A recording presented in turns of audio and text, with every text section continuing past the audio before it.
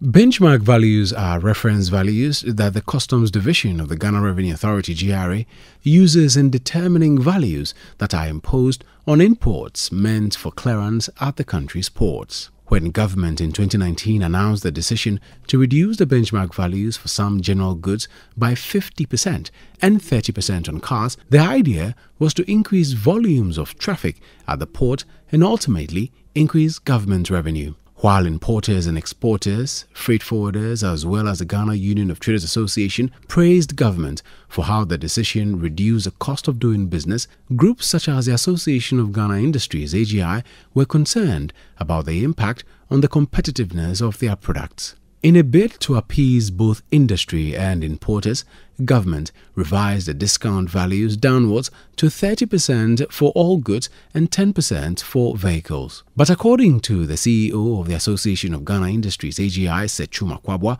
more can be done. Here he is with his association's expectations ahead of the mid-year budget presentation on July 25, 2022. I think at this stage, as far as industry is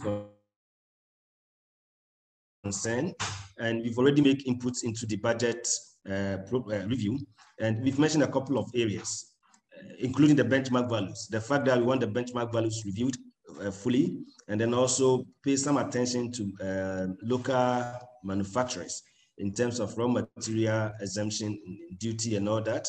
We've also talked about the need to have a stable macroeconomic environment, because if you don't, it actually affects all your operations. So that is one issue that we've really emphasized. We've also touched on a number of tax issues. We can't discuss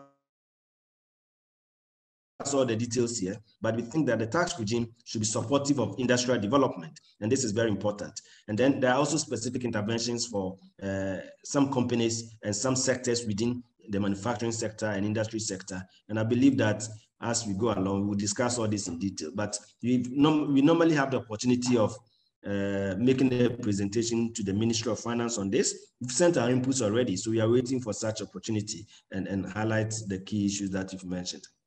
Speaking to City Business News on the ongoing engagements with the International Monetary Fund (IMF), the CEO of the Association of Ghana Industries, Sechuma Kwabwa, noted that all stakeholders need to support government to secure a program that supports Ghana's economic growth in the long term.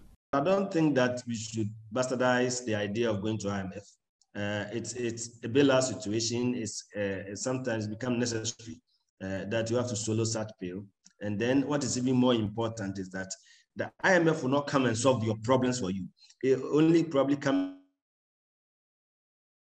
in to help with stability of your currency and stability of your macroeconomic environment. What is more important is beyond the IMF intervention, what we are able to do to sustain our economy in a very pragmatic way to ensure that we have our macroeconomic stability, to ensure that business can have a predictable environment, to ensure that businesses can grow, and then support our economy in the long term, so that when the IMF arrangement is out, we'll continue to be strong enough not to go back to IMF. I think that is more critical. And therefore, in our discussions, in our planning, and our thinking, we have to think in a way that enables us to stay strong beyond the prescriptions of IMF.